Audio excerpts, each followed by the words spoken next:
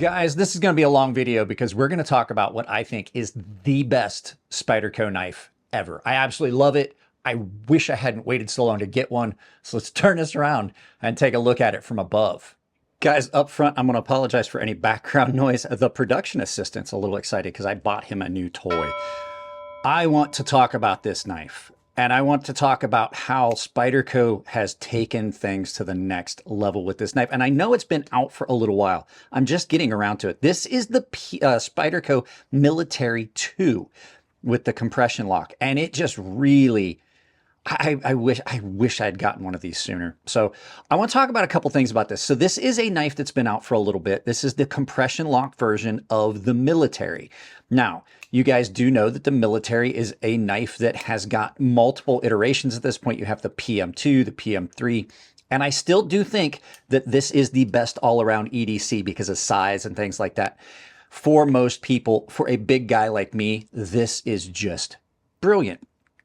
I have really come back around the fence on Spyderco over the years, and this one is one that I think is just top notch. I think this one and the PM2 are the best knives that Spyderco make. So this is a drop point crew wear blade on this with micarta. So we're going to do some boring stuff. We got to do some specs. We got to do some size comparisons so you can see, because this is not a little knife. And then we'll really talk about how much I've fallen in love with this knife and some of the really cool things that Spyderco brings to the table with this. So on this knife, you're looking at an overall length of 9.5 inches, blade length of 4 inches. That's a good ratio on that for a Spyderco. Your cutting edge is 3.65, your blade thickness 0.16. It's done in crew wear. This is a clip point, they say, but it's actually a drop point. This is, I'm getting my specs from Blade HQ. This is a modified drop point with a very steep drop on it. This one is done in satin and brown micarta. It's coming in at 4.3 ounces. And for a knife that size, like you heard, 9.5 inches overall, that's pretty good. It is got a lot of options for carry. We're going to talk about that in a minute. And it is the typical Spyderco thumb hole deployment. And it is just incredibly good. Let's get some knives out for size comparison. Your first knife, and it's the Spyderco Paramilitary 2, which is basically just a smaller version of this knife. And I have said this is probably the best all-around EDC knife on the planet. So great knife. You can see much larger. Your next knife for comparison is the Benchmade 940, probably one of the most well-known knives on the market. So you can see a really good size comparison here. And let's move on to our final knife, which is the Chris Reese Sebenza Large 21. Not a small knife, just a really good size comparison. And if you're new to the channel, I do this because it gives you a visual reference, because me telling you it's 9.5 inches overall is not going to like stick in your brain. So let's get this out of the way and talk about this amazing knife. So this is the Military 2. It is the newer, updated version of the Military. The original Military was a liner lock, and it was a very good knife. But there's a lot of things that this has going for it that knife did not. I loved the original Military. I got to handle a few of them. I carried one, as you know, on loan before I even started the channel, because this design has been around for 25 years. This one is done with the compression lock, and what they've done is they've changed some of the handle contours and angles. So when you come up on this, it feels different than the original Military. The original Military, it was very rounded, and these are a lot more peaked, and so you get a better feel on that. It doesn't feel as soft or as I don't know, loose in hand, I would say. This is done in a very distinct drop point fashion that comes down to an incredibly thin tip with this beautiful distal taper. It's done in a full flat grind. Like I said, it is done in crew wear, which is not as stainless as other steels, but I don't seem to have the problem with crew wear that I have with D2 where I make it rust. The micarta on this is just incredibly good. Now, I did clean this up for the video. You can see it was starting to patina. You're going to get some hand oils and things that are going to stick on this, and you're going to get a change in color on it. And that's one of the things I love about micarta. They didn't soften the edges too much. It's still very flat, but it doesn't feel sharp at all. With the incorporation of the compression lock, you wind up with a very good feel in hand because you're not giving up anything where you have a cutout for the liner and you don't feel that area where the liner lock is and things like that. I absolutely love the compression lock. I think it is probably one of the best locks on the market. It's rapidly becoming my favorite. And what you get with the compression lock is a very safe deployment and very, very safe closing because your fingers are completely out of the way. And if you really want to get almost a button lock feel or the button lock compression lock like you had on a couple of the Spyderco knives, this would be something I would recommend. It absolutely makes it so much better. I won't ever own a compression lock without a compression made easy. You can pick those up over at OCD for EDC. There'll be a link to his channel down below and you can follow that. Just an amazing addition to these knives, especially if you're left-handed. It just makes the closing it a little bit easier. You're not going to drop your knife. These are easy to disassemble somewhat with the exception of this lanyard hole. We'll talk about that a little bit later, but you can take these apart, change out scales if you want. There's a lot of people that make them. I love the scales on this, and the action on this for a washer knife is incredibly good. And it seems to just get smoother with time. Pocket clip on these knives, Spyderco's pocket clips, their original standard pocket clip, are about the best in the business. They really are super comfortable. They ride well in the pocket. They don't seem to be obstructive. They're not sharp on the edges. They don't catch on things. And they're definitely not a hot spot. When you get it up in this grip, your pinky just falls into it. Well, mine does. You get up in this forward grip like this where you're doing some power cutting, it absolutely disappears, but it's not at all intrusive in this grip. The blade on this came so ridiculously sharp. It is still holding up. I've only had to strop this. I did do a good bit of cardboard cutting with this, and it just screams through material. And this was the best ground Spyderco I've ever had come in. Nice, consistent, clean. It doesn't have any inconsistencies in the grind. Jimping. The jimping on this is absolutely perfect. Like Spyderco's jimping always is good. And the incorporation of this Spidey hole gives this almost camel's hump area here that you just naturally fall into.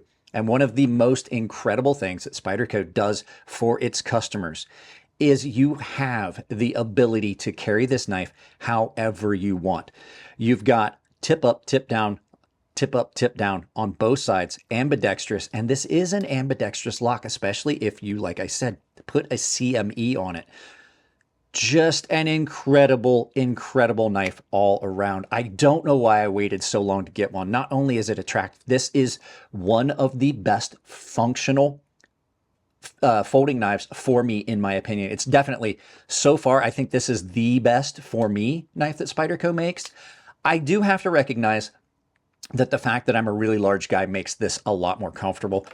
You're not giving up anything. Just to throw this out there, you're not giving up anything with the PM2. It really is a very good scaled down version of this knife. So you're not going to give up anything. I absolutely, for most people, would recommend the PM2. But there are a couple things about this knife, just like any knife, that I do have some issue with. So let's go ahead and turn this around. Flip side of the story, flip side of the knife. So let's just go ahead and jump into the ugly fact of this. This knife does not need. I mean, if you want a lanyard, I would much rather have a little post here.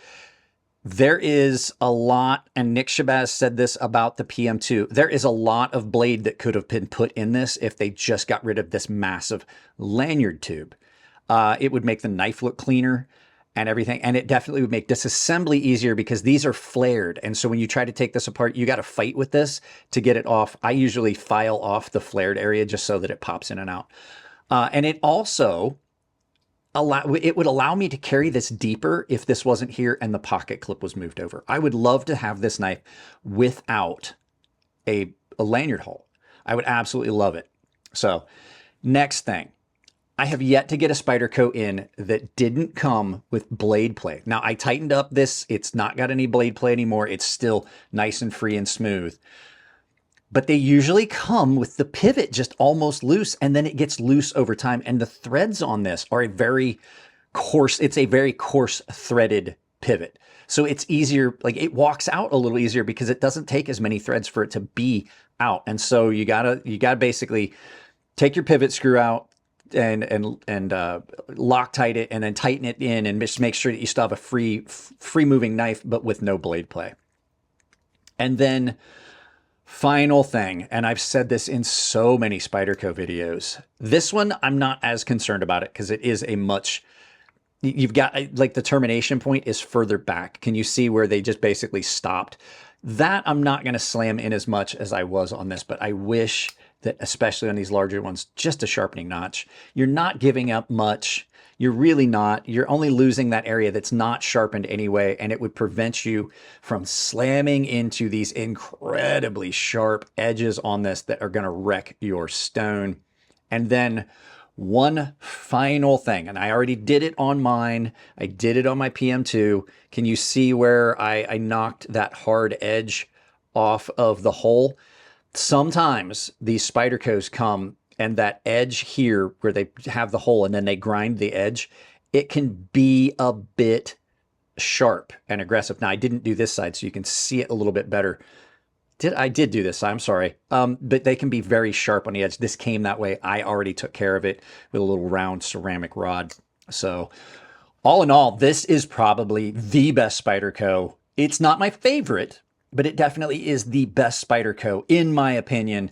But like I said, if you're looking for something not quite as aggressively large, the PM2 is every bit as good, and I think still is a better all-around EDC. So on this one, is it a yup or a nah? It is a yup all day and twice on Sunday. These are currently on sale at Blade HQ. They are cheaper at Blade HQ right now than typical. I think these are $246 right now. They're usually like $302.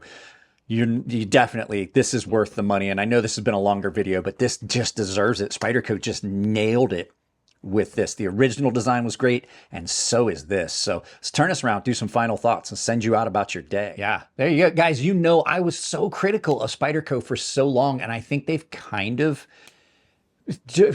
fallen out of that phase of what I was saying, and I definitely appreciate the fact that they offer their knives in so many variations if you want to get a specific steel.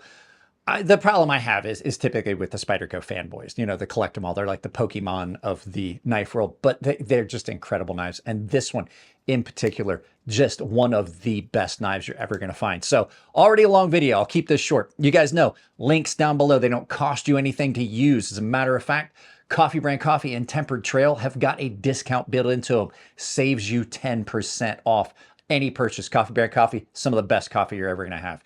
I also have got a discount code of crazysharp, all one word. It's a coupon code. Use it at checkout at Rosecraft Blades, KATSU Knives, Fair & Forge Knife Works. Saves you 10% on all of their knives. I also have an Amazon store. Take that link, pin it to your browser, use it for all the Amazon shopping. Check out my membership. If you want to join the membership, support the channel that way. I've got different tiers, and I have a public Discord. Guys, that's it on this one. I love you all. Keep it clean in the comments section. It's your birthday. Happy birthday. I'll see you in the next video.